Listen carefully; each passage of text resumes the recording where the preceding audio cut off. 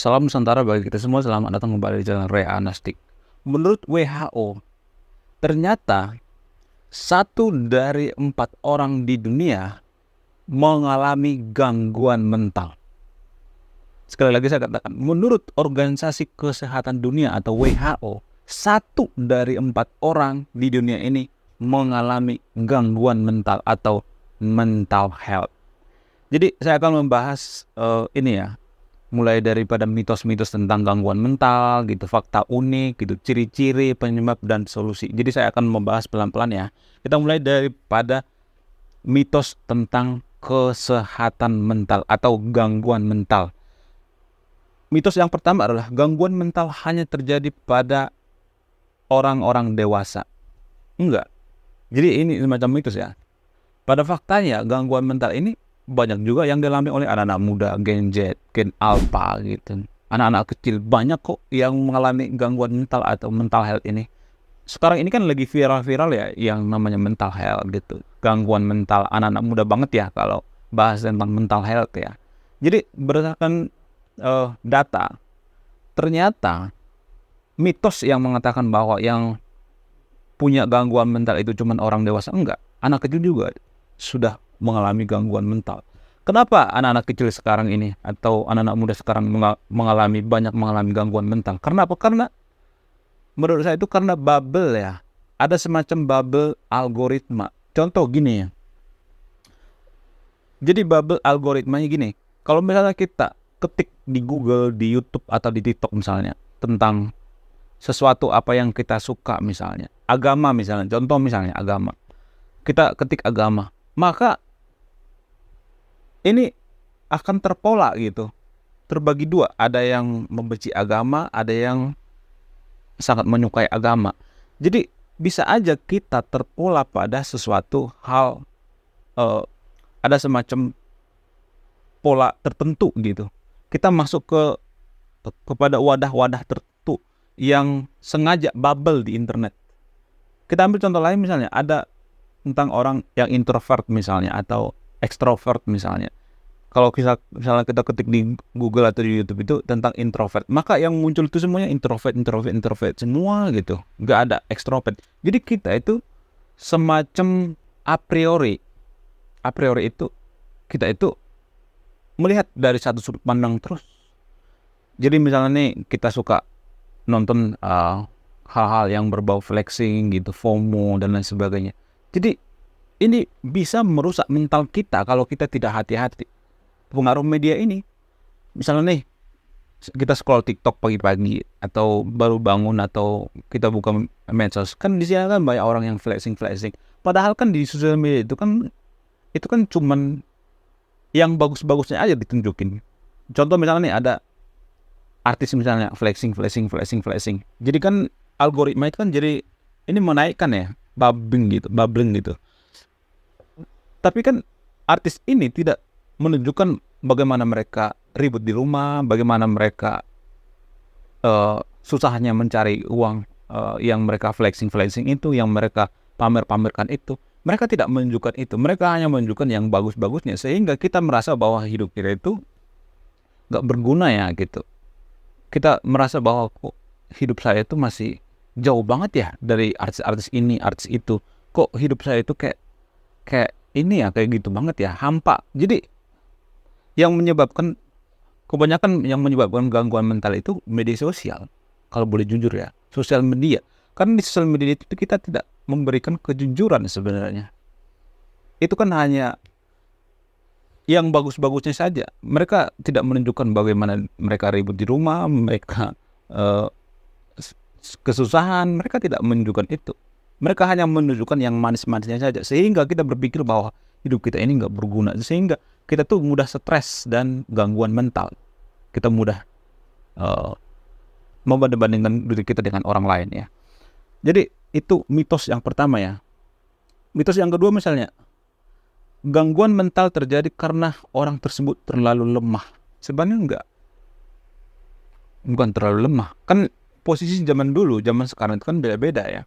Zaman dulu kan beda sama zaman sekarang. Contoh misalnya, zaman dulu itu orang-orang bermain di zaman dulu banget ya, di hutan misalnya. Nah, setelah eh, perkembangan zaman, mereka bermain di mana? Di taman-taman, di depan rumah. Terus yang sekarang ini mereka bermain di mana? Di game online. Jadi permainan setiap masa itu, zaman itu berbeda-beda. Namun yang jadi permasalahan, kita bisa menjadi mentah lemah walaupun umur kita masih muda karena banyaknya gempuran informasi. Di media sosial itu kan kita melihat semuanya apa yang terjadi ya. Ada kejadian juga kita lihat. Tapi kan waktu kita kecil kan informasi kan terbatas. Jadi sekarang ini bubble informasi. Yang paling susah itu sebenarnya memilah informasi. Mana informasi yang benar-benar real, mana informasi yang hoax, mana informasi yang fake, mana informasi yang cuman bubble daripada algoritma. Jadi internet itu kan bekerja sesuai dengan algoritma. Apa sih algoritma? Algoritma itu sama seperti pemikiran manusia ya, otak manusia. Jadi algoritma itu satu kesatuan seperti cara kerjanya itu seperti otak manusia. Otak manusia itu kan sensitif pada hal-hal yang sesuatu yang unik, yang beda. Makanya di internet itu, di sosial media itu, kita sering melihat konten-konten yang norak atau konten-konten yang aneh. Karena apa? Karena otak kita itu merespon sesuatu yang aneh. Jadi di media sosial itu kalau kita cuman biasa-biasa aja, nggak terlalu aneh, nggak terlalu beda, maka kita tidak dinotis sebenarnya. Karena otak manusia itu mengabaikan sesuatu yang biasa aja. Otak manusia itu mengabaikan hal-hal yang biasa-biasa. Itu cara kerja otak. Algoritma juga seperti itu. Makanya ada misalnya kejadian-kejadian yang ekstrim-ekstrim itu kan bisa viral ya. Atau hal-hal yang konyol misalnya, terus mandi lumpur, itu kan bisa viral karena apa? Karena otak manusia itu merespon sesuatu hal yang unik, yang tidak biasa. Itu kan tidak biasa ya. Kalau misalnya ada orang tua yang disuruh mandi lumpur, itu kan bukan hal biasa kan. Itu kan luar biasa. Sehingga ini mempengaruhi mental kita jadi lemah kalau kita keseringan scroll di media sosial. Mental kita itu dipengaruhi. Selain itu, gangguan mental memicu tindak kekerasan? Enggak. Gangguan mental itu enggak melulu seperti orang gila gitu, enggak. Gangguan mental sekarang ini sebenarnya banyak orang gangguan mental itu karena menurut saya itu pengaruh informasi, gempuran informasi. Zaman dulu kan informasi itu enggak terlalu gede ya, sekarang kan informasi sangat gede. Jadi gangguan mental ini zaman dulu sebenarnya sudah ada, cuman enggak sebanyak yang sekarang ini. Enggak sebanyak yang sekarang ini karena zaman dulu itu antara orang tua dengan anak itu bukan ada gap ya, tapi mereka nggak terlalu notice gitu kalau misalnya nggak terlalu peduli dengan mental health gitu. Makanya zaman sekarang ini anak-anak muda kan sangat peduli yang namanya mental health ya. Selain itu, ada mitos yang mengatakan bahwa kalau kita misalnya gangguan mental itu tidak bisa dipulihkan kembali. Sebenarnya bisa dong, bisa dipulihkan. Jadi jangan percaya ada yang mengatakan bahwa mental health itu tidak bisa dipulihkan lagi, kita akan tetap seperti itu. Enggak. Itu semacam penyakit yang bisa disembuhkan ya. Jangan berpikir bahwa mental health itu kita bisa jadi ODGJ gitu, jadi gila. Enggak. Menurut data dari Halodoc ya, saya mengambil data dari Halodoc. Ada beberapa ciri-ciri gangguan mental ya. Mungkin dan tersahabat yang nonton video ini bisa diagnosa sendiri ya. Ada ciri-ciri orang yang gangguan mental gitu. Bukan gangguan mental secara ODGJ ya, bukan orang gila seperti itu, tapi ya yang sedikit mengalami gangguan mental lah. Ciri-ciri yang pertama misalnya merasa sedih berkepanjangan, merasa sedih gitu, merasa sedih banget gitu. Kok saya sedih ya, susah tidur gitu karena kesedihan yang sangat amat panjang.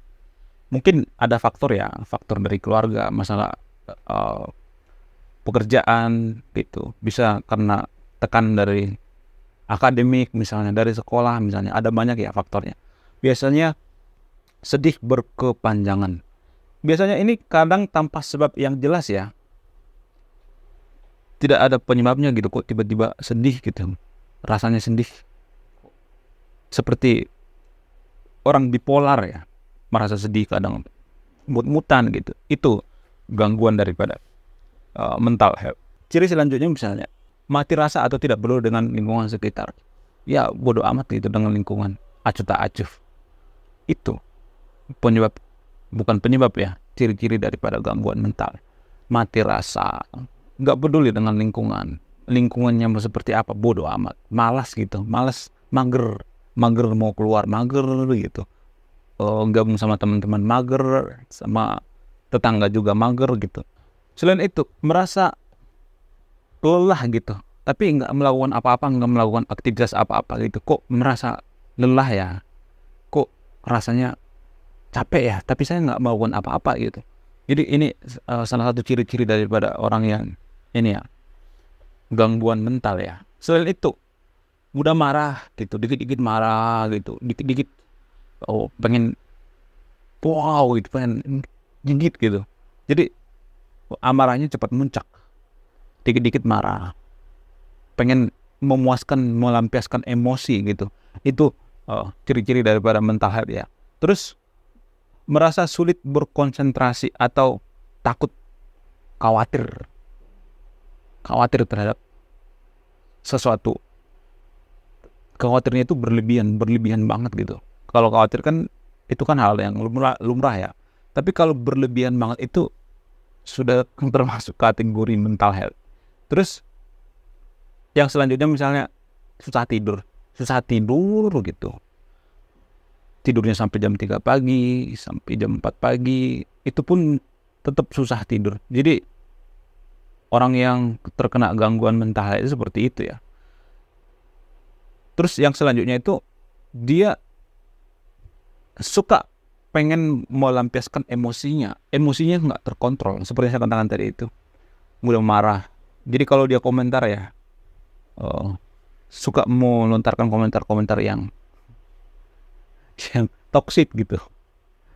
Suka komentar-komentar yang aneh-aneh gitu, suka komentar yang hate speech gitu, suka komentar yang menghujat gitu. Jadi ya mohon lah yang nonton video ini, saya juga sering meread ya komentar-komentar di video ini. Saya dulu berpikir kenapa bisa seperti itu ya, apa karena mental health semua ya. Tapi saya melihat di channel ini banyak kok komentar-komentar yang saya melihat 50-50, yang positif juga ada, terus yang negatif juga ada. Jadi 50-50 ya. Ya mohonlah yang nonton video ini, teman-teman yang suka channel ini, mohonlah agak dikurang-kurangi ya komentar-komentar yang negatif.